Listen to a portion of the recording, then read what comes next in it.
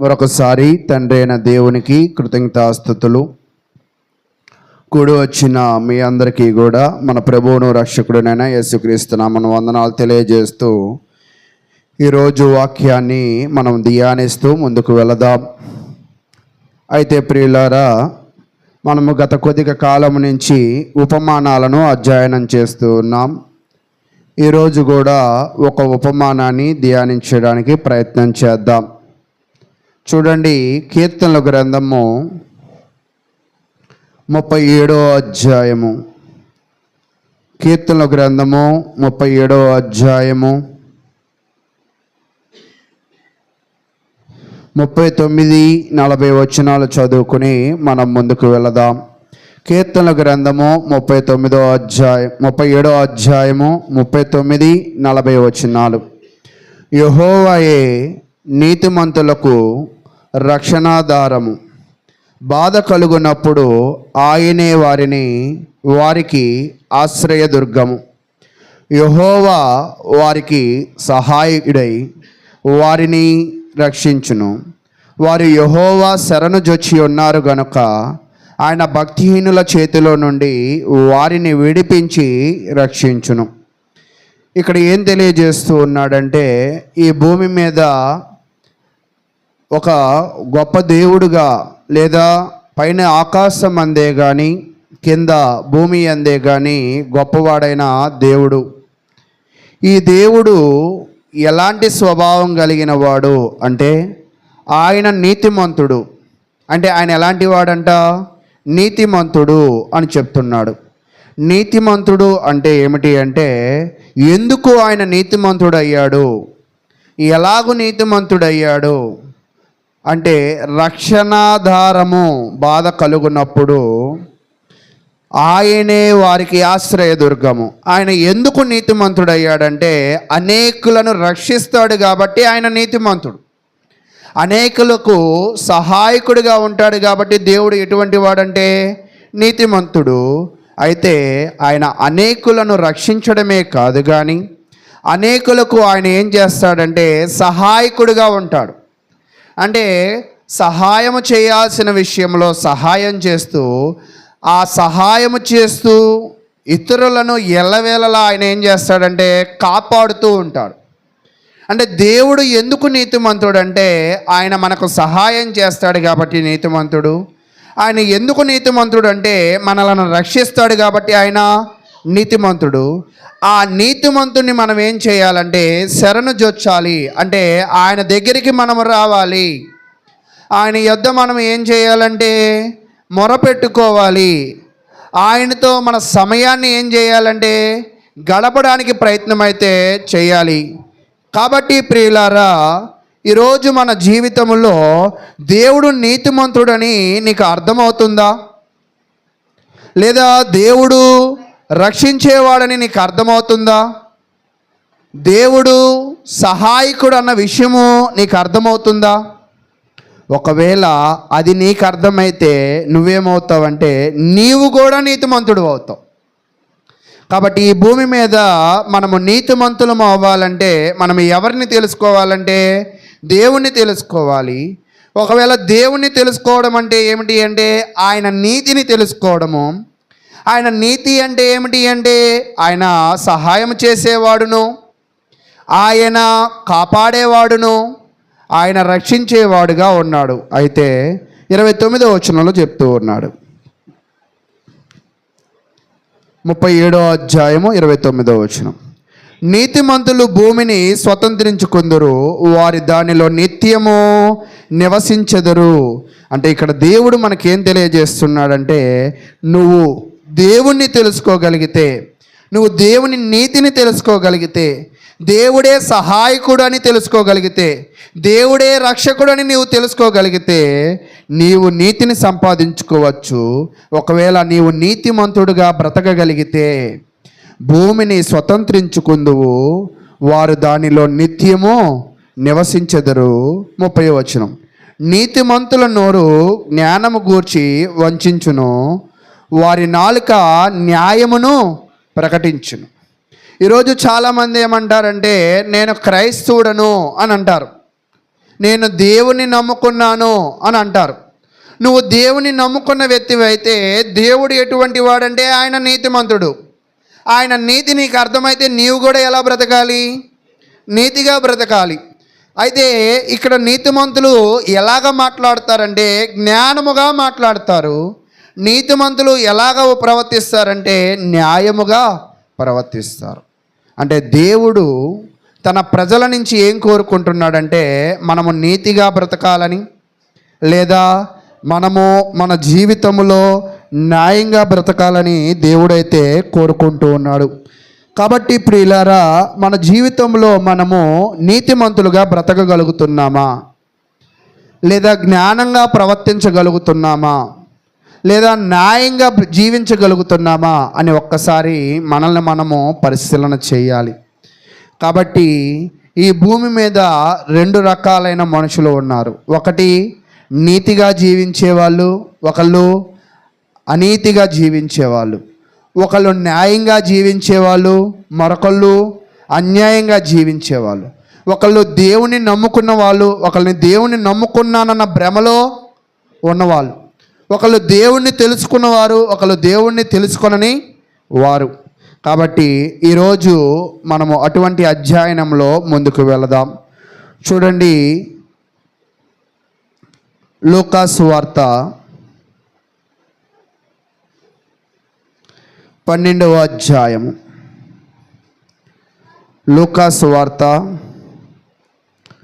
12వ అధ్యాయము 41వ వచనం నుంచి మనం అధ్యయనం చేస్తూ వెళదాం. యేసుక్రీస్తు ప్రభువారు కూడా ఆయన భూమి మీద బ్రతికినప్పుడు ఆయన కూడా ఎలాగ బ్రతికాడంటే నీతిమంతుడుగా బ్రతికాడు. నీతిమంతుడిగా బ్రతుకుతూ, నమ్మకంగా బ్రతుకుతూ జనులను కూడా ఎలా బ్రతకమంటున్నాడంట? నీతిమంతుడిగా బ్రతకమంటున్నాడు, నమ్మకంగా బ్రతకమంటున్నాడు. బ్రతకమంటూ వాళ్ళకి కొన్ని విషయాలను, కొన్ని సూచనలను, కొన్ని అర్థవంతంగా వాళ్ళకి తెలియజేస్తూ ముందుకు వెళుతూ ఉన్నాడు. 41వ వచనం. అప్పుడు పేతురు, ప్రభువా, ఈ ఉపమానము మాతోనే చెప్పుచున్నావా? అయ్యా, నువ్వు ఏదైతే చెప్పాలనుకుంటున్నావో మాతోనే చెప్తున్నావా, లేదా అందరికీ చెప్తున్నావా? అంటే ఇది మాకు స్పెషల్ విషయమా, అందరితో బోధించే విషయమా అంటే అప్పుడు చెప్తున్నాడు. అని ఆయన అడుగుగా ప్రభు ఇట్లా, నేను తగిన కాలము ప్రతి వానికి ఆహారము పెట్టుటకు యజమానుడు తన ఇంటి వారి మీద నియమించునట్టి నమ్మకమైన బుద్ధిగల గృహ నిర్వాహకుడు ఎవడు? అంటే ఇప్పుడు ఏం చెప్తున్నాడంటే యేసుక్రీస్తు ప్రభువారు ఒక వ్యక్తి నీతిగా బ్రతకాలని, ఒక వ్యక్తి న్యాయంగా బ్రతకాలని, ఒక వ్యక్తి నమ్మకంగా బ్రతకాలని వాళ్ళకి అర్థం అవ్వడానికి ఒక ఉపమానం చెప్తున్నాడు. ఈ ఉపమానంలో ఎవరు ఉన్నారంటే ఒక యజమాని ఉన్నాడు. ఈ యజమాని ఎలాంటి యజమాని అంటే తన దగ్గర ఉన్న వారు అందరికీ కూడా భోజనము పెట్టమని, తన దగ్గర ఉన్న వారు అందరినీ కూడా చక్కగా చూసుకోవాలని, తన దగ్గర ఉన్న వారు అందరినీ కూడా అభివృద్ధి పరచాలని చాలా కోరిక కలిగిన వ్యక్తి. అయితే అంతా ఆయన చేయగలడా అంటే చేయలేడు కదా. కాబట్టి ఈ యజమాని ఏం చేశాడంటే ఈ పనులన్నీ చేయడానికి ఒక వ్యక్తిని నిర్మించాడు. ఒక వ్యక్తికి ఉద్యోగము ఇచ్చాడు. ఒక వ్యక్తికి ఉద్యోగం ఇచ్చి ఆయన ఏం చెప్తున్నాడంటే 42వ వచనంలో, ప్రభు ఇట్లా, నేను తగిన కాలమున ప్రతి వానికి ఆహారము పెట్టుటకు యజమానుడు తన ఇంటి వారి మీద నియమించినట్టి నమ్మకమైన బుద్ధిగల గృహ నిర్వాహకుడు ఎవడు?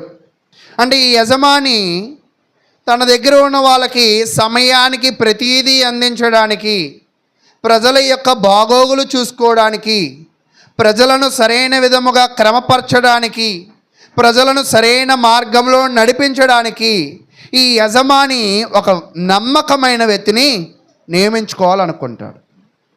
ప్రతి యజమాని కూడా ఒక మంచి పనివాణిని పెట్టుకోవాలనుకుంటాడు, కానీ చెడ్డ పనివాణిని ఎవరు కూడా పెట్టుకోవాలని అనుకోరు. నమ్మకమైన వ్యక్తులనే ఉంచుకోవాలనుకుంటారు, కానీ నమ్మకం కాని వ్యక్తులను ఎవరు కూడా ఉంచుకోరు. అయితే ఈ యజమాని కూడా తన దగ్గర నమ్మకమైన ఒక వ్యక్తిని నియమించుకున్నప్పుడు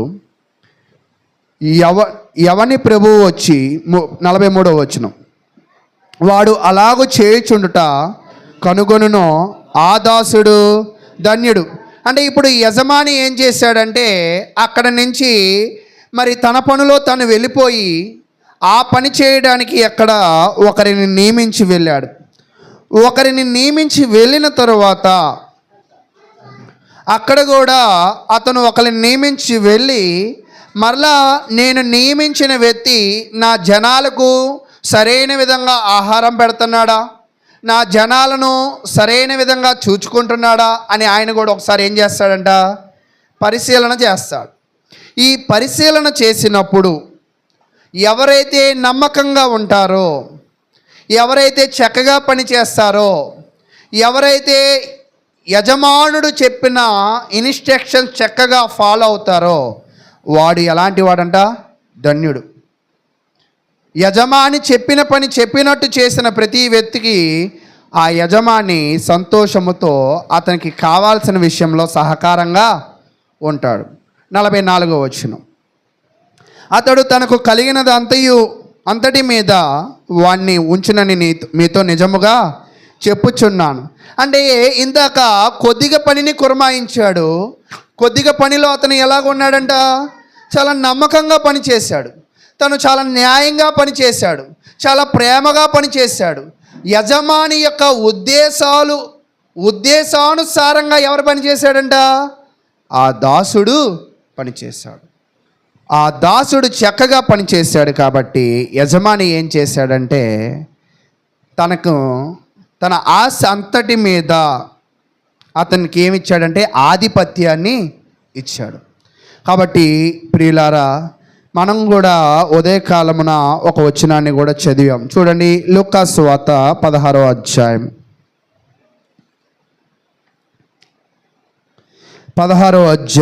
10వ వచనాన్ని చదువుకుందాం. లూకా సువార్త 16వ అధ్యాయము 10వ వచనం, మిక్కిలి కొంచెములో నమ్మకముగా ఉండువాడు ఎక్కువలోనూ నమ్మకముగా ఉండును. అంటే ఇందాక ఆ యొక్క యజమాని ఒక చిన్న పనిని అప్పచెప్పాడు. ఆ చిన్న పనిలో ఆ దాసుడు ఎలా ప్రవర్తించాడంట, చాలా నమ్మకంగా, చాలా న్యాయంగా, చాలా సిన్సియర్గా, చాలా క్రమబద్ధంగా యజమానుడు ఏ ఉద్దేశాలను వ్యక్తపరచాలో, యజమానుడు ఎలా చేయాలనుకున్నాడో అలా చేశాడు. కాబట్టి మిక్కిలి దానిలో నమ్మకంగా పనిచేశాడు. కాబట్టి ఆ యజమాని ఎక్కువలో కూడా అతని పనిని అప్పచెప్పాడు. కాబట్టి ప్రియులారా, ఇక్కడ కూడా మనం నేర్చుకోవాల్సిన విషయం ఏమిటి అంటే, మన జీవితంలో దేవుడు నీకు నాకు కూడా మన కుటుంబంలో కొన్ని నమ్మకంగా పనిచేసే పాత్రలను ఇచ్చాడు. నమ్మకంగా పనిచేయడం అంటే ఒక భర్తగా భార్య విషయంలో చాలా నమ్మకస్తుడుగా ఉండాలి. ఒక కొడుకుగా తల్లిదండ్రుల విషయంలో నమ్మకస్తుడుగా ఉండాలి. ఒక వ్యక్తిగా జనులతో నమ్మకస్తుడుగా ఉండాలి. ఒక క్రైస్తవుడుగా సర్వ సమాజముతో కూడా బాగుండాలి. ఇదంతా బైబిల్ చెప్పిందా అంటే ఇదంతా విరివిరిగా చూస్తే మనకు అర్థం కాదు. కానీ ఒక్క వచనంలో చెప్పాడు. ఏంటి అంటే, నిన్ను వలె నీ పొరుగు వారిని ప్రేమించుడు.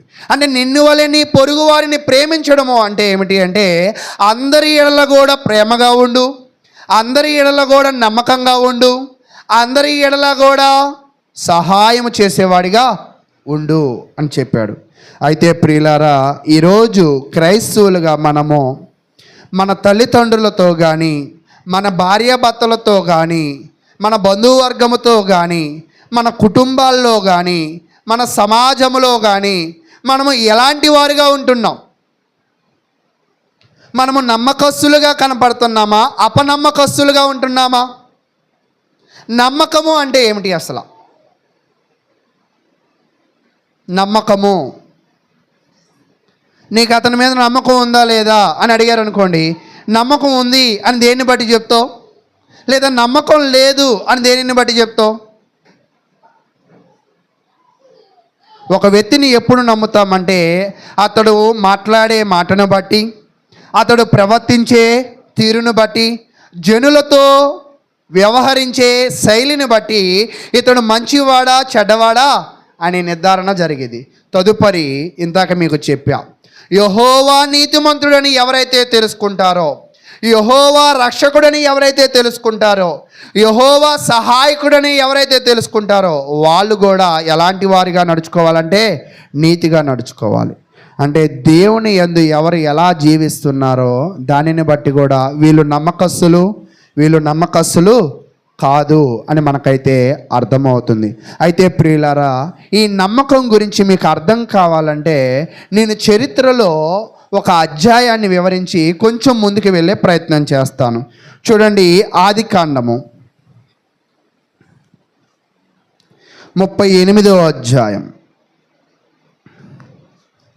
ఆదికాండము 38వ అధ్యాయాన్ని మనం పరిశీలన చేద్దాం.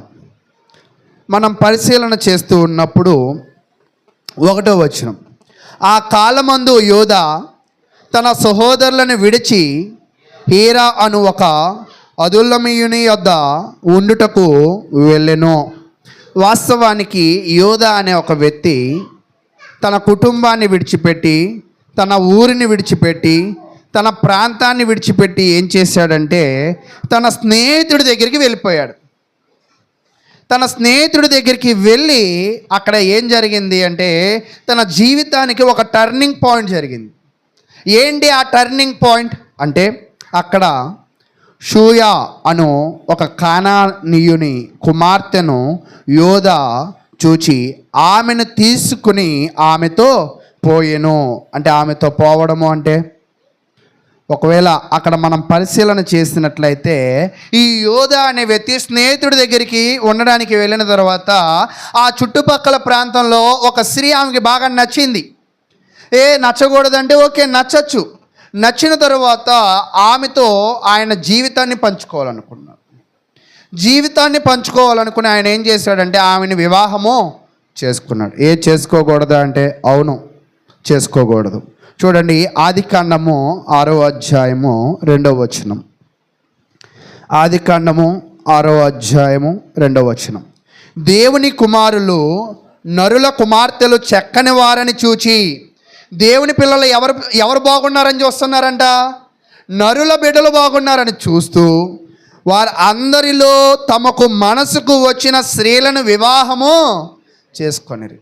అంటే మనం ఎవరిని చూడకూడదా, ఎవరితో మాట్లాడకూడదా, ఎవరితో జీవితం పంచుకోకూడదా అంటే మనం అందరినీ చూడొచ్చు, కానీ మన పాలి భాగస్థులుగా తెచ్చుకునేవారు ఎలాంటి వారు ఉండాలంటే, నువ్వు దేవుని కుమారుడి కాబట్టి వచ్చేవాళ్ళు కూడా ఎలాంటి వారిని కోరుకోవాలి, దేవుని కుమారులను కోరుకోవాలి. కానీ నువ్వు నరుల కుమార్తెలు అంటే దేవుడు వాక్యము ఎరగని వారు, దేవునిని అనుసరించని వారిని చూచి వాళ్ళ హావభావాలను, వారి యొక్క శరీర సౌందర్యమును నువ్వు చూచి నువ్వు దేవుని కుమారుడు అని నువ్వు మర్చిపోతున్నావు. నువ్వు దేవుని కుమారుడు అని నీవు మర్చిపోయి ఎవరితో కలిసిపోతున్నావు, నరుల కుమార్తెలతో కలిసిపోయి నీ మనసుకు వచ్చినట్లుగా, నీ మనసుకు నచ్చినట్లుగా వాళ్ళతో జీవించడానికి నువ్వు చేస్తూ ఉన్నావు. అలా చేసినప్పుడు దేవుడు అంటున్నాడు, అప్పుడు యెహోవా నా ఆత్మ నరులతో ఎల్లప్పుడూ వాదించడు. అంటే ఏంటండి దీని అర్థం? వాదించదంటే వాదన అంటే ఏంటి, వార్ అంటే ఏంటి? పోనే దేవుడు ఎప్పుడు తన కుమారులతో గొడవ పడడు. ఈరోజు మనకి ఇష్టం లేని పని పిల్లలు చేశారనుకో, ఇలా ఎందుకు చేసావు, అలాగెందుకు చేసావు, చెడామాడ తిడుతూ ఉంటారు కదా, అరుస్తూ ఉంటారు కదా. కానీ దేవుడు ఏమంటున్నాడంటే తన బిడ్డలు తప్పు చేసినా తన బిడ్డల మీద ఆయన వాదనకి దిగడు కానీ తర్వాత చెప్తున్నాడు, వారు తమ అక్రమమ విషయంలో నరమాతురులై ఉన్నారు. ఇందాకే మీకు చెప్పా కదా, దేవుని కుమారుడిగా ఉన్న వ్యక్తి నరుని కుమార్తెను చూసి ఇతను దేవుని కుమారుడు స్వభావాన్ని కోల్పోయి ఇతను ఇప్పుడు ఏం పొందాడంట, అక్రమ విషయంలో నరమాతృడైపోయాడు. అయినను వారి దినములు 120 ఏండ్లగును అనెను. అయితే దేవుడు ఏం చెప్తున్నాడంటే ఇలాంటి పని దైవ సంబంధమైన వ్యక్తి తన ఆలోచనలు ఎలాగ ఉండాలంటే దైవ సంబంధంగానే ఉండాలి. దైవ సంబంధమైన వ్యక్తి తన మాట ఎలాగ ఉండాలంటే దైవ సంబంధంగానే ఉండాలి. దైవ సంబంధమైన వ్యక్తి తన ప్రవర్తన కూడా ఎలాగ ఉండాలంటే దైవ సంబంధంగానే ఉండాలి. కానీ దేవుని కుమారులుగా ఉన్నము మనము దైవ సంబంధమైన ఆలోచన, మాట, నడవడిక ఇవి మనలో లేకపోతే మనము కూడా ఏమైపోతామంటే లోకానుసారమైన వ్యక్తులము అయిపోతాం. ఈ లోకానుసారమైన వ్యక్తులు మనం అయిపోవడం వల్ల దైవ సంబంధమైన మనము లోకానుసారమైన వ్యక్తులు అయిపోవడం వల్ల, అలా మాట్లాడడం వల్ల, అలా ఆలోచించడం వల్ల, అలా జీవించడం వల్ల దేవుడు చాలా బాధపడతాడు. 5వ వచనం, నరుల చెడుతనము భూమి మీద గొప్పదనియు వారి హృదయము యొక్క తలంపులలోని ఊహ అంతయు ఎల్లప్పుడూ కేవలము చెడ్డదనియు యెహోవా చూచి తాను భూమి మీద నరులను చేసినందుకు యెహోవా సంతాపము నొంది తన హృదయములో నొచ్చుకొనెను. ఈరోజు ఒకవేళ మీరు బాగా గమనించండి, తల్లిదండ్రులను బాధ పెట్టిన వాడి యొక్క జీవితాన్ని దేవుడు ఏమంటున్నాడంటే కారు చీకటిలో ఆగిపోయింది. ఏ వ్యక్తి అయితే తన తల్లిదండ్రులను బాధ పెడతాడో వాడి జీవితము ఖచ్చితంగా గొప్ప భవిష్యత్తు అయితే చూడదు. అయితే ఒక భౌతికమైన తల్లిదండ్రులను బాధ పెడితేనే కారు చీకట్లో ఆగిపోతుంది కదా. మరి దేవునిని బాధ పెడితే, దేవుని మనసును నొచ్చితే, దేవునిని మనము అవమానపరిచితే మన జీవితం ఏంటి, మన పరిస్థితి ఏంటి? కాబట్టి ఆ కోపంతో దేవుడు వాళ్ళ అందరినీ కూడా ఏం చేశాడంటే నాశనం చేశాడు. కాబట్టి ఈ విషయాన్ని నేను ఎందుకు చెప్తున్నానంటే యోధా కూడా ఇది ఆల్రెడీ 6వ అధ్యాయంలో జరిగిన తప్పు. ఇప్పుడు ఎన్ని సంవత్సరాలు అయ్యిందంటే ఇంచుమించుగా ఒక 1000 సంవత్సరాలు అయ్యింది. నోవాహు యొక్క జలప్రలయం జరిగి ఇప్పటికి ఎన్ని సంవత్సరాలు అయ్యిందంట? 1000 సంవత్సరాల పైన అయింది. 1000 సంవత్సరాల క్రితం జరిగిన విషయం యోధాకి గుర్తులేదా? యోధాకు తెలియదా? మనము దేవుని కుమారులం కాబట్టి దేవుని బిడ్డలనే చేసుకోవాలి. మనం కానానీయుల పిల్లలను మనము చేసుకోకూడదు. అబ్రహాము కూడా ఇస్సాకుకి వివాహం చేయాలనుకున్నప్పుడు ఏ ఊరు వెళ్ళమన్నాడు? కానానులో ఉన్నా కాబట్టి ఈ పక్కన ఏదో ఒక అమ్మాయిని చేయమన్నాడా? కాదు, నా స్వగ్రామమునకు వెళ్ళి అక్కడి నుంచి దాన్ని తీసుకురా అన్నాడు.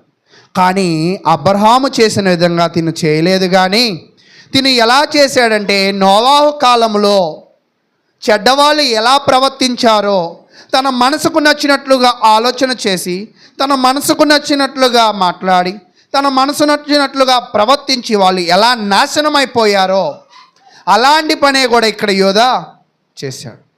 యోధా చేసిన తర్వాత మరి ఇతని జీవితం ఏమైపోయింది? ఇతను జీవితంలో నష్టపోయాడా లాభపడ్డాడా అనేది చూద్దాం. చూడండి, ఆమె గర్భవతి అయి కుమారుని కనగా అతడు వానిని ఏరు అని పేరు పెట్టెను.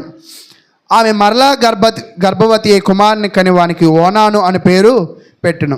ఆమె మరలా గర్భవతి అయి కుమారుని కని వానికి షేల అని పేరు పెట్టెను. ఆమె వీని కనునప్పుడు అతడు కాజీబులో నుండెను. అయితే ఇక్కడ మీకు అర్థమైపోయింది, యోధా వెళ్ళాడు, అతనికి పెళ్ళి అయిపోయింది. అతనికి ఇప్పుడు ఎంతమంది పిల్లలు? 3 పిల్లలు. ఈ 3 పిల్లలు ఇందాక మీరు యోధా నమ్మకస్తుడా, నీతిమంతుడా, న్యాయం కలిగిన వాడా అంటే మీరేం చెప్తారు? నా ప్రశ్న అర్థమైందా? యోధా నీతిమంతుడా కాదా? యోధా నమ్మకస్తుడా కాదా?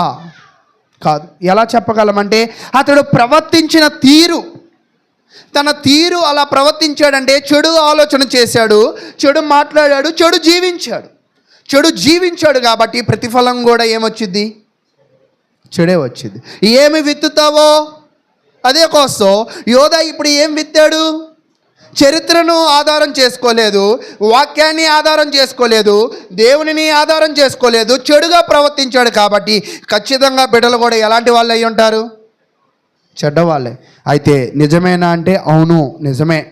అక్కడ 9వ వచనం, ఓనానును ఆ సంతానము తనది కానేరదని అంటే అక్కడ పైన ఏం చదువుతున్నారంటే తన పెద్ద కొడుకుకి వివాహమైంది. వివాహం అవగానే 7వ వచనం, యోధా జ్యేష్ఠ కుమారుడైన ఏరు యెహోవా దృష్టికి చెడ్డవాడు గనుక. ఎవరు చెడ్డవాడంట? ఏరు. ఎందుకు చెడ్డవాడయ్యాడో చెప్పండి. అంటే యోధా ప్రవర్తనలో వాక్యము లేదు, తన భార్య ప్రవర్తనలో వాక్యము లేదు, వారి యొక్క మాటలలో, వాళ్ళ ఆలోచనలో, వాళ్ళ ప్రవర్తనలో ఏం లేదంట, నీతి లేదు. ఈరోజు ఎప్పుడైతే మనలో నీతి ఉండదో, మనలో వాక్యము ఉండదో, మనము దేవునిని ఎప్పుడైతే ఆశ్రయించకుండా పనులను చేసుకుంటూ వెళతామో, మన పనిలో మనం ఎప్పటికీ కూడా ఏమవ్వమంట, వర్ధిల్లం. మనకి ఎప్పుడు కూడా నెగిటివే కొడుతూ ఉంటుంది. అయితే ఇక్కడ యోధ తన జీవితంలో చేసిన పొరపాటు, ఆ దుష్ప్రభావం ఎవరి మీద పడిందంట, బిడ్డల మీద పడింది. అంటే ఏరు చెడ్డోడు, మొదటి కొడుకు ఎలాంటి వాడంట, చెడ్డోడు. అతడు చెడ్డవాడు గనక దేవుడు అతనిని చంపాను. ఎలా చెడ్డవాడు ఏంటో ఇక్కడ చెప్పట్లేదు, కానీ అతను మాత్రం చెడ్డవాడు. అంటే చేయకూడని తప్పుడు ఏదో చేశాడు. అయితే తర్వాత రెండో కొడుకు మంచోడు అంటే, రెండో కొడుకు కూడా వెళ్ళి మరిది ధర్మాన్ని జరిగించాలి, కానీ మరిది ధర్మాన్ని జరిగించకుండా తను కూడా తన మనసుకు నచ్చినట్లుగా చేశాడు. అంటే తిని కూడా ఏం చేశాడంట, ఇతను మంచోడా చెడ్డోడు అంటే ఇతను చెడ్డోడే. మరి దేవుడు ఇతనిని కూడా ఏం చేశాడంటే 10వ వచనం, అతడు చేసినది యెహోవా దృష్టికి చెడ్డది కనుక ఆయనను కూడా అతన్ని కూడా చంపాడు. అంటే మొదటి కొడుకు చచ్చిపోయాడు, రెండో కొడుకు చచ్చిపోయాడు. దీనికి కారణం ఎవరు అని ఒకవేళ క్వశ్చన్ మార్క్ వేస్తే మీరేం చెప్తారు?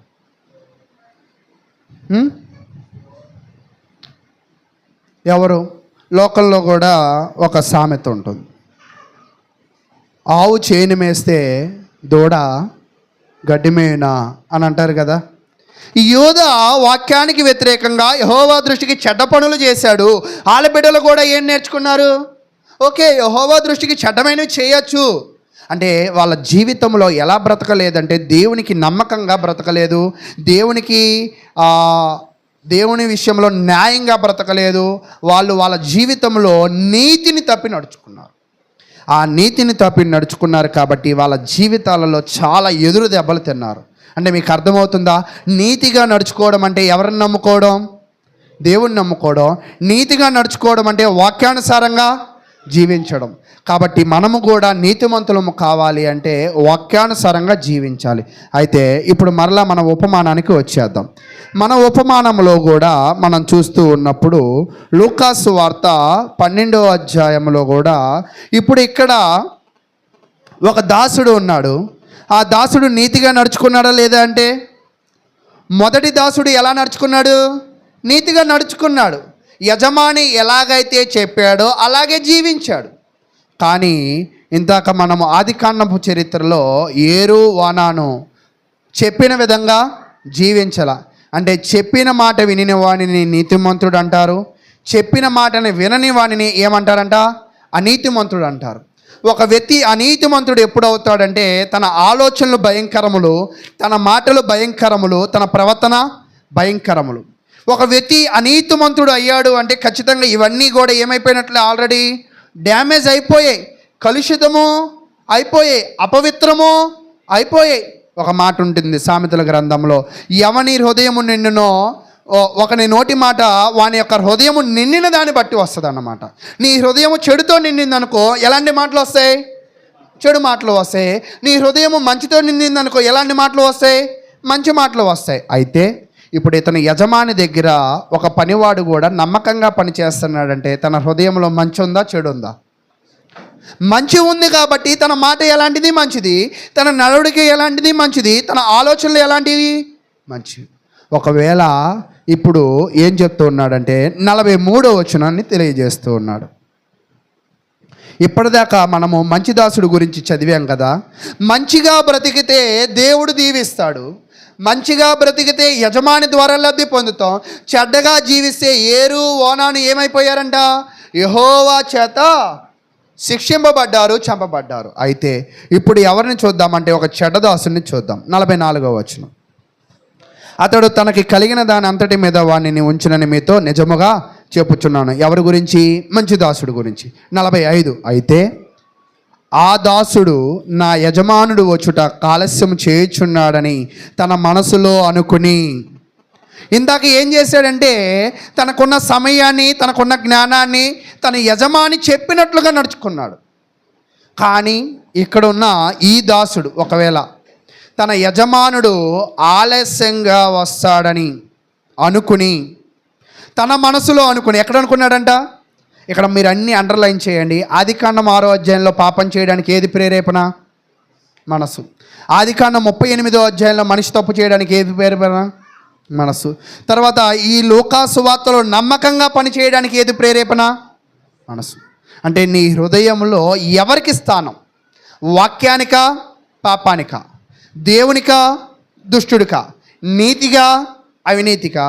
న్యాయానిక, అన్యాయానిక అనేది మనం చూసినట్లయితే, ఇప్పుడు రెండో దాసుడు ఎలాగున్నాడంటే, యజమాని నాకు పని చెప్పాడు. ఒకవేళ యజమాని రావడం ఆలస్యమైంది, అయ్యిద్దని తినిలో తినే అనుకుని యజమాని వచ్చేదాకా దాసులను దాసీలను కొట్టి తిని త్రాగి మత్తుగా ఉండసాగితే, అంటే ఈరోజు నిజంగా యజమాని వస్తాడు అని మనము ఆలస్యంగా వస్తాడని మనం అనుకుంటే తిని అసలు బుద్ధులు బయటపడుతున్నాయి. మనిషి యొక్క అసలు బుద్ధులు ఎప్పుడు బయటపడతాయి అంటే, మనం ఉన్నప్పుడు మాట్లాడే మాటలు కాదు, మనము లేనప్పుడు కూడా మాట్లాడే మాటలను బట్టే. మనకి ఒక ఉపమానంలో ఏమంటాడంటే, నీ మాటను బట్టే నీకు తీర్పు తీర్చబడును. ఇతను కూడా ఏం చేస్తున్నాడంటే, యజమాని పని అప్పచెప్పాడు కదా, ఈ యజమాని ఉన్నా లేకపోయినా ఎలా పని చేయాలి? నమ్మకంగా పని చేయాలి. కానీ ఇతను ఆలోచనలు ఎలాగున్నాయంటే, యజమాని రావడానికి కొంచెం ఆలస్యం అయ్యిద్ది కాబట్టి మనం చేయాల్సింది మనం చేద్దాం అని అనుకున్నాడు. ఇతను చేయాల్సిన పని ఏమిటి అంటే, అందరికీ ఆహారము పెట్టడం. ఇతను చేయాల్సిన పని ఏమిటి అంటే, అందరి అవసరాలను తీర్చడం. ఇతను చేయాల్సిన పని ఏమిటి అంటే, అందరి కొరకు ఉపయోగకరమైన పనులు చేయడం. కానీ అది మంచి దాసుడు చేసే పని, అతనికి కురమాయించిన పని. కానీ తినేం చేశాడంటే, దాసులను దాసీలను కొట్టి, యజమాని ఎలాగో ఆలస్యంగా వస్తాడు కాబట్టి ఇదంతా నా చేతిలోనే ఉంది, నేను ఒక ఆట ఆడతాను. ఈరోజు కొంతమంది కూడా అవకాశం వచ్చినప్పుడు ఒక ఆట ఆడతాను, ఒక ఆట ఆడిస్తాను అని అవతల మీద ఛాలెంజ్లు చేస్తూ ఉంటాం, అవతలను మరింతగా బాధ పెడుతూ ఉంటాం. మనం ఎప్పుడూ కూడా సమయం మన చేతికి వచ్చిన ఎదుటివాడిని ఏం చేయకూడదంట? బాధ పెట్టకూడదు. ఎదుటివాడి నాశనం అయిపోయే ఆలోచనలు మనము ఇవ్వకూడదు. ఎదుటివాడి బ్రతుకు అస్తవ్యస్తము అయ్యే విధంగా మనం వాళ్ళతో ప్రవర్తించకూడదు. ఇక్కడ మీరు గమనించినట్లయితే, తామారు తన జీవితంలో భర్తను కోల్పోయింది. తర్వాత వచ్చే మరిది ఏం చేయాలి? తనకి మరిది ధర్మాన్ని జరిగించి బిడ్డలను ఇవ్వాలి. కానీ ఓనాన్ ఏమనుకున్నాడంటే, ఒకవేళ నాకు తామారుకి బిడ్డలు పుడితే అది నా బిడ్డలు కాదు కదా, కాబట్టి నేనెందుకు ఈమెకి పిల్లల్ని ఇవ్వాలి అని తన మనసుకి నచ్చినట్లుగా జీవించాడు. కానీ వాక్యానుసారంగా పెద్దలు చెప్పినట్లుగా ఆయన జీవించాల. అంటే చాలామంది కూడా చేస్తున్న పొరపాటు ఏమిటి అంటే, ఈరోజు మన జీవితంలో మనకి ఎప్పుడు కూడా 2 మార్గాలు ఖచ్చితంగా ఉంటాయి. కొంతమంది అంటాం మాకు ఏ మార్గం లేదు, ఇదే మార్గం అంటాం. అలా కాదు. దేవుడు ఎప్పుడు మనిషికి 2 మార్గాలు కళ్ళ ముందు పెడతాడు. ఒక మార్గం కనపడదు, ఆ కనపడని దాని కొరకు మనం ఏం చేయాలంటే కాసేపు ఓర్పు పట్టాలి, కాసేపు దాని కొరకు వెతుకులాడాలి. అలా కాకుండా ఎలాగో ఇంకొక మార్గం లేదు కాబట్టి మనం ఏది చేసినా చెల్లిద్ది అంటే అలా కాదు. ఈ దాసుడు కూడా ఏమనుకుంటున్నాడంటే, యజమానులు లేడు, నాకు నచ్చినట్లుగా మాట్లాడచ్చు, నాకు నచ్చినట్లుగా చేయొచ్చు, నాకు నచ్చిన విధంగా నేను జీవించవచ్చు అని అనుకుని దాసులను కొట్టి తిని త్రాగి మత్తుగా ఉండసాగితే. అయితే ప్రియులారా, ఈరోజు అతనే కాదు కానీ లూకాసు వార్తలో ఇదే ఉపమానం చెప్పబడుతుంది. లూకాసు వార్త 24వ అధ్యాయం, క్షమించాలి, మత్తయి వార్త 24వ అధ్యాయము 37వ వచనం నుంచి మనం చూద్దాం. అయితే ఇంత మీకు ఏం చెప్పానంటే, నోవాహుకి యోధాకి ఇంచుమించుగా 1500 సంవత్సరాల దాకా తేడా ఉంది. అయితే నోవాహుకి యేసుక్రీస్తు ప్రభువారి కాలానికి ఎంతకాలం తేడా ఉంది అంటే, ఒకవేళ 3000 సంవత్సరాలు తేడా ఉంది. నోవాహుకి ఎవరికి? యేసుక్రీస్తు ప్రభువారి కాలం. యేసుక్రీస్తు ప్రభువారి కాలంలో ఆయన కూడా ఏం చెప్తున్నాడంటే, నోవాహు కాలంలోనే కాదు, యోధా కాలంలోనే కాదు, ఇప్పుడు కూడా జనాలు ఎలా ఉన్నారంటే నమ్మకంగా లేరు, న్యాయంగా లేరు, వాక్యానుసారంగా లేరు చెప్తూ నోవాహును గుర్తు చేస్తున్నాడు. నోవాహు దినములు ఎలాగుండెనో మనిషి కుమారుని రాకడయు అలాగే ఉండును.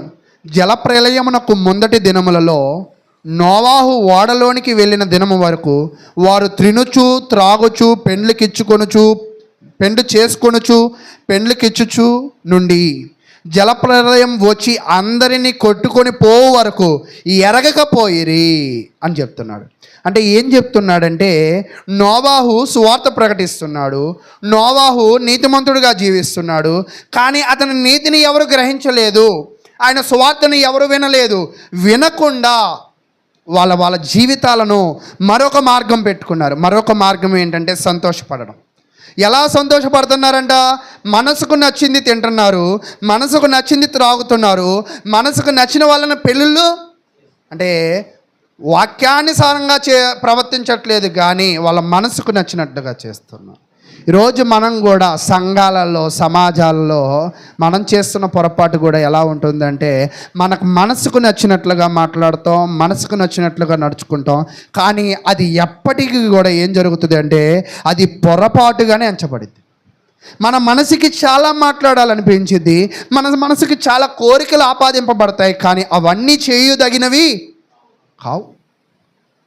కాబట్టి జలప్రలయములో వాళ్ళు ఎలాగ తినుచు త్రాగుచు పెండ్లికించుచు పెండ్లి చేసుకొనుచు వాళ్ళ సమయాన్ని వ్యర్థపరుస్తూ వాళ్ళకి ఇవ్వబడిన సువార్తను విడిచిపెట్టి వారి ముందున్న నీతిమంతుడైన నోవాహుని ఎలాగ తెలుసుకోలేదు. ఈరోజు జనాలు కూడా ఎలా ఉన్నారంట? అలాగే ఉన్నారు. నిజంగా వాక్యం ప్రకటింపబడిద్ది, వినడానికి ఆసక్తి కలిగి ఉండి మనం వినగలుగుతున్నామా? ఒక్కోసారి అంటాం వెళ్తూ సంకన పిల్లిని పెట్టుకెళ్ళకూడదు అంటే ఏంటి అర్థం? నా క్వశ్చన్ అర్థమైందా? కొంతమంది అంటాం వెళ్తూ సంకలు ఎవరిని పెట్టుకో వెళ్ళకూడదు, ఎందుకంటే దానిని చూడటమే మనకు సరిపోద్ది. కాబట్టి మనం ఒక ప్రార్థనకు వెళుతూ ఉన్నప్పుడు మనము వాక్యమును వినే విధముగా మనసులో ప్రిపేర్ అయి రావాలి. మనము వాక్యము వినే విధముగా, సరైన విధముగా కూర్చుని దానిని గ్రహించే విధముగా నీ శరీరమును సిద్ధపరచుకుని రావాలి. దానిని విని గ్రహించి దాని ప్రకారంగా జీవించగలిగిన హృదయాన్ని సిద్ధపాటు చేసి నువ్వు రావాలి. దీనినే ఏమన్నాడంటే ఆరాధన అన్నాడు. ఆరాధన అంటే ఏమిటి అంటే సిద్ధపాటు. ఈరోజు క్రైస్తవులమైన మనము సిద్ధపాటు కలిగి ఆరాధనకు వస్తున్నామా? ఏదో రావాలి కాబట్టి వస్తున్నామా? ఏదో కూర్చోవాలి కాబట్టి కూర్చుంటున్నామా? ఏదో వినాలి కాబట్టి వింటున్నామా? లేదా అనేది మనమే ప్రశ్న వేసుకోవాలి. అలా మనల్ని మనమే ప్రశ్న వేసుకుంటే మనలో ఉన్న అనీతిమంతుడు మనకు కనపడతాడు, మనలో ఉన్న అన్యాయస్తుడు మనకి కనపడతాడు, మనలో ఉన్న దౌర్భాగ్యుడు మనకి కనపడతాడు, మనలో ఉన్న దుష్ఫలితాలు మనలో కనపడతాయి. ఒకవేళ ఆ ప్రశ్న మనం వేసుకోకపోతే మన కంటికి ఒకని పని వాని దృష్టికి ఎలా కనపడుతుంది అంటే ఎప్పుడు కూడా ఒకని నడత వాని దృష్టికి నిర్దోషమైనదిగానే కనపడుతుంది, దానిలో దోషాలు ఉండవనుకుంటాడు. కాబట్టి ప్రియులారా, నేను కూడా ప్రేమపూర్వకంగా విషయం తెలిసేది ఏంటంటే మన విశ్వాసం ఎలాగుందో మనం అనుకోవడం కాదు, కానీ ఒక్కోసారి ఇరుగు పొరుగు వారితో కూడా నేను నమ్మకంగానే ఉంటున్నానా, నాలో ఏమైనా పొరపాట్లు ఉంటున్నాయా అని మనం కూడా అనేకమైన విషయాలు సంభాషించుకుంటాం కదా. దీనిని కూడా సంభాషించుకోండి. కొంతమంది కొత్త బట్టలు వేసి బంగారం పెట్టి ఎలా ఉంది బాగుందా అని అంటారు. ఎందుకు అడుగుతున్నారు? ఇప్పుడు ఎప్పుడైనా బంగారు షాపులో కానీ చీరల షాపులో బట్టల షాపులో చూడండి, కంటితో చూస్తారు, చూస్తే కాదు కొనరు, మళ్ళీ దాన్ని ఏం చేస్తారు? ఒంటి మీద వేసి, సరే ఒంటి మీద వేసి కొంటారంటే ఒంటి మీద వేసి కూడా కొనరు, ఇతరులకి చూపించి బాగుందా అంటే ఎంతమందిని అడుగుతావు బాగుందా అని? మన చుట్టుపక్కల వాళ్ళని కొంతమందిని అడుగు. అయితే వస్తువులకు ఇచ్చిన ప్రాధాన్యత, బట్టలకు ఇచ్చిన ప్రాధాన్యత నీ ఆత్మ సంబంధమైన జీవితానికి నువ్వు ఇస్తున్నావా? నేను ఎలా నడుచుకుంటున్నాను, ఎలా జీవిస్తున్నాను అనే ప్రశ్నతో నీ జీవితాన్ని ప్రారంభిస్తున్నావా? అలా జీవించినట్లయితే ఒకవేళ ఏరు తప్పు నడక నడిచేవాడు కాదు, ఓనాను తప్పు నడక నడిచేవాడు కాదు. ఏనన్నా నేను సరైన విధంగానే ఉంటున్నానా లేదా, నేను ఎలా బతకాలో నాకు బోధించు అని యోధాని అడగేవాళ్ళుగా. అప్పటికి యాకోబు బ్రతికే ఉన్నాడు. ఒకవేళ యాకోబు మాట వింటే వీళ్ళకి వాళ్ళు బ్రతికే వాళ్ళుగా చచ్చిపోయే వాళ్ళు కాదు కదా. అంటే నేనేం చెప్పాలనుకుంటున్నానంటే మనం మాట్లాడే మాటలో, మనం నడిచే విధానంలో ఖచ్చితంగా కొన్ని లోపాలు ఉంటాయి. వాటి గురించి మనకి సన్నిహితులతో మనం వాటిని పంచుకుని మనలో ఉన్న లోపాలను మనం సరిచేసుకుంటూ వెళ్ళాలి. ఒకవేళ అలా వెళ్ళని పక్షాన మన యజమానుడికి మనము ఎలాంటి వారిగా ఉన్నట్లయితే చూడండి, అదే చెప్తున్నాడు ఇక్కడ 48వ వచనం, 47 నుంచి. అతడు తన యావదాస్తి మీద వాని ఉంచునని మీతో నిశ్చయముగా చెప్పుచున్నాను. అంటే ఎవరైతే నమ్మకంగా పనిచేస్తారో వాడికి మొత్తం ఇచ్చేస్తున్నాడు యజమాని. తర్వాత 48వ వచనం, అయితే దుష్టుడైన ఒక దాసుడు నా యజమానుడు ఆలస్యం చేయుచున్నాడని తన మనసులో అనుకుని తన తోడి దాసులను కొట్ట మొదలుపెట్టి త్రాగుబోతులతో త్రాగుచూ నుంటే ఆ దాసుడు కనిపెట్టని దినములోను వాడు అనుకొనని గడియలోను వాని యజమానుడు వచ్చి వానిని నరికించి వేషధారులతో కూడా వానికి పాలు నియమించును, అక్కడ ఏడుపును పండ్లు కొరకటయు నుండెను అని చెప్తున్నాడు. కాబట్టి ప్రియులారా, ఒక భౌతికమైన యజమాని ఒక పని అప్పచెప్పినప్పుడు నమ్మకంగా పని చేసిన వాడికి ఏమి ఇచ్చాడంట? ఎక్కువ పని ఇచ్చాడు. నమ్మకంగా పని చేయని వాడిని ఏం చేశాడంట? శిక్షించాడు. ఈరోజు క్రైస్తవులమైన మనము కూడా దేవుని విషయంలో ఎలా ఉంటున్నాం? నమ్మకస్తులుగా ఉంటున్నామా? నమ్మకము లేనివారిగా ఉంటున్నామా? ఒకవేళ నమ్మకము లేనివారిగా ఉంటే మరి మన యజమాని అయిన దేవుడు కూడా ఎప్పుడు వస్తాడో మనకి తెలియదు. ఆయన వచ్చి నిన్ను ఏమడుగుతాడంట? లెక్క అడుగుతాడు. ఏం లెక్క అంటే, నీకిచ్చిన ధనాన్ని, నీకిచ్చిన సామర్థ్యాన్ని, నీకిచ్చిన ప్రతిభను నువ్వు జనులకు మేలు కొరకు ఉపయోగించావా, జనులను బాధించడానికి ఉపయోగించావా? అంటే నీ దగ్గర ఏదైనా ఉంటే నువ్వు దానిని ఇతరులకు ఎందుకు ఉపయోగించాలంటే ఏడిపించడానికి కాదు, సమస్యల్లో పడేయడానికి కాదు, నష్టాల బారిన పడేయడానికి కాదు. నీ దగ్గర ఉన్నది పొరుగు వారికి ఎప్పుడు ఎలా చేయాలంటే, నువ్వు ఇచ్చేది పొరుగు వారికి లాభదాయకంగా ఉండాలి, నువ్వు ఇచ్చేది పొరుగు వారికి మెరుగుపరిచే విధంగా ఉండాలి, నువ్వు ఇచ్చేది తన ఎదుగుదలలో అభివృద్ధిలో సహకారంగా ఉండాలి. అలా కాకుండా నీవు ఒకవేళ ఇతరులను త్రాగి తిని నువ్వు సమయాన్ని వ్యర్థపరుస్తూ నువ్వు ఇతరులను బాధించినట్లయితే, లూకాసు వార్త 12వ అధ్యాయం 46వ వచనం, వాడు కనిపెట్టని దినములలోనూ ఎరుగని గడియలోనూ ఆ దాసుని యజమానుడు వచ్చి వాడిని నరికించి ఏం చేస్తాడంట? అసలు ఏంటంటే పచ్చి డైలాగ్ లాగా అనిపించట్లా మీకు?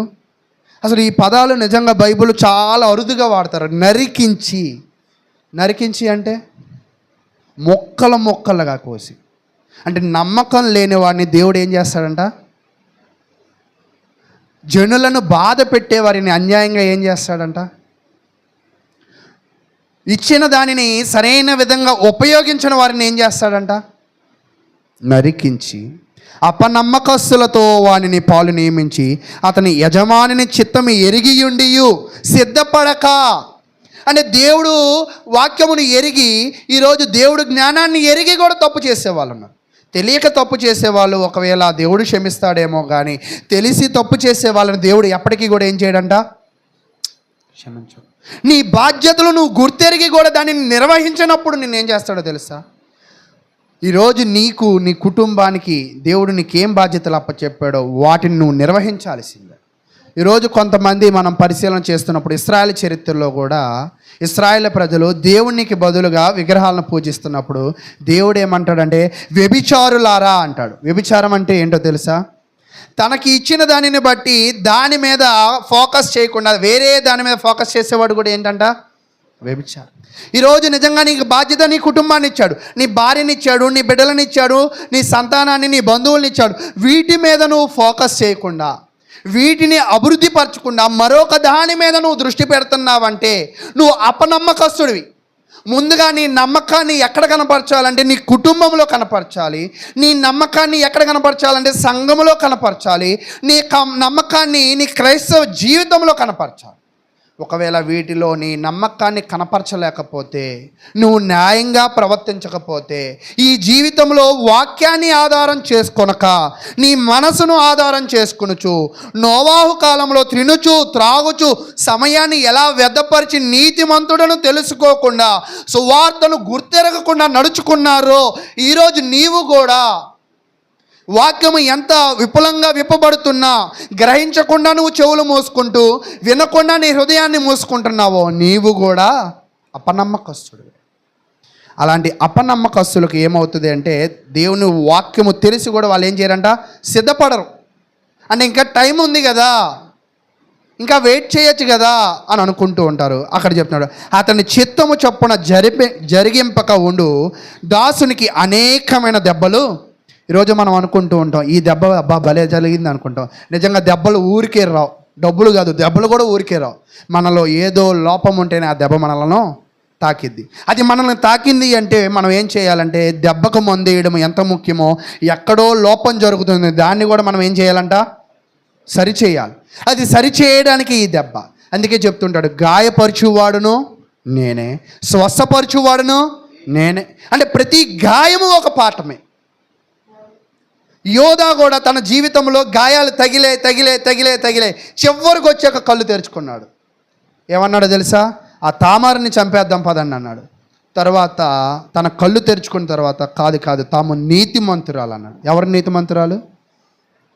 నేనే అనీతిమంతుడిని. నేను కానాను స్త్రీని వివాహం చేసుకున్న, దానిలో తప్పు ఉంది. నా బిడ్డలను సరిగా పెంచలా, దానిలో తప్పు ఉంది. మరిది ధర్మం జరిగించిన ఓనానికి నేను మందలింపు ఇవ్వలే, దానిలో తప్పు ఉంది. షేలా అనే నా కుమారుని దాచాను, దానిలో కూడా నా తప్పు. అంటే నేను నమ్మకంగా తామారు విషయంలో ప్రవర్తించాల. కాబట్టి ప్రియులారా, యోధ తామారు విషయంలో నమ్మకంగా లేడు. ఇక్కడ యజమాని దగ్గర కొంతమంది దాసులు నమ్మకంగా లేరు. కానీ యోధ చివరిలో తన కళ్ళు తెరుచుకొని నీతిమంతుడు అయ్యాడు. ఈరోజు నీవు నీ జీవితంలో కళ్ళు తెరుచుకుంటున్నావా? కళ్ళు తెరుచుకున్నట్లయితే 48వ వచనాన్ని చదివి ఇంక ఈ వాక్యాన్ని మనం ముగించుకుందాం. అయితే తెలియక దెబ్బలకు తగిన పనులు చేసిన వారికి కొద్ది దెబ్బలే తగులు. ఈ ఎవనికి ఎక్కువగా ఇవ్వబడునో వానికి యొద్ద ఎక్కువగా తీయజూతురు. మనుషులు ఎవరిని ఎక్కువగా అప్పగింతురో వాని యొద్ద ఎక్కువగా అడుగుదురు. అయితే ఇక్కడ ఏం చెప్తున్నాడంటే తెలియక చేసే తప్పులకి తక్కువ దెబ్బలు, తెలిసి తప్పులు చేస్తే ఎక్కువ దెబ్బలు. ఈరోజు ఒకవేళ క్రైస్తవులమైన మనకి కూడా మనము తెలిసి తప్పులు చేస్తున్నామంటే ఎక్కువ గాయాలకి, ఎక్కువ దెబ్బలకి, ఎక్కువ అవినీతికి, ఎక్కువ పాపానికి మనం ఏం చేసినట్లంట, శ్రీకారం చుట్టాం. కాబట్టి అటువంటి జీవితాలు మనం జీవించినట్లయితే ఆ అన్యాయస్తుని ఎలా నరికాడో, ఎలా దెబ్బలు తగిలాయో నీ జీవితం కూడా ఈ భూమి మీద అంత బాగుండదు.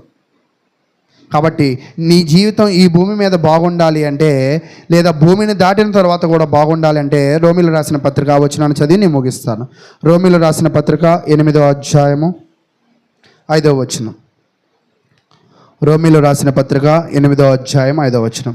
శరీరానుసారులు శరీర విషయముల మీద మనసు నుంతురు, ఆత్మానుసారులు ఆత్మ విషయముల మీద మనసు నుంతురు. శరీరానుసారమైన మనసు మరణము, ఆత్మానుసారమైన మనసు జీవమును సమాధానమునై ఉన్నది. ఈరోజు నీవు ఎలాంటి వాడి? ఒకవేళ 8వ వచనం, కాగా శరీర స్వభావం గలవారు దేవుని సంతోషపరచ నేరలు, తినుచు త్రాగుచు సమయాన్ని వ్యర్థపరుస్తూ జనాలను బాధ పెడుతూ అన్యాయంగా జీవించేవాడు తన శరీరాన్ని సంతోషపెట్టగలడు కానీ తనకి ఇచ్చిన పనిని సరైన నమ్మకంగా చేయలేదు. కాబట్టి నీ జీవితంలో నిన్ను నువ్వు సంతోషపెట్టుకోవడం అనేది పాపం. నీ జీవితం దేవుడు నీకు ఎందుకు ఇచ్చాడు తెలుసా? వాక్యము చేత ఇతరులను సంతోషపెట్టడం. అందుకే ఉదయకాలం చూసాం, అక్కడ ఏం జరుగుతుంది అంటే అతడు కొంత ధనాన్ని ఇతరులకి సహాయం చేస్తాడు. సహాయం చేయడం వల్ల ఇతరులు కూడా దేవుని వాక్యంలో బలపడుతుంటారు. తర్వాత కింద చెప్తున్నాడు 9వ వచనం, దేవుని ఆత్మ మీలో నివసించి ఉన్న ఎడల మీరు ఆత్మ స్వభావం గలవారే కానీ శరీర స్వభావం గలవారు కారు. ఎవడైనాను క్రీస్తు ఆత్మ లేనివాడైతే వాడు ఆయన వాడు కాదు. ఈరోజు క్రీస్తు వారమా కాదా అని నిర్ణయించేది ఎవరో తెలుసా? ఈ మనసు.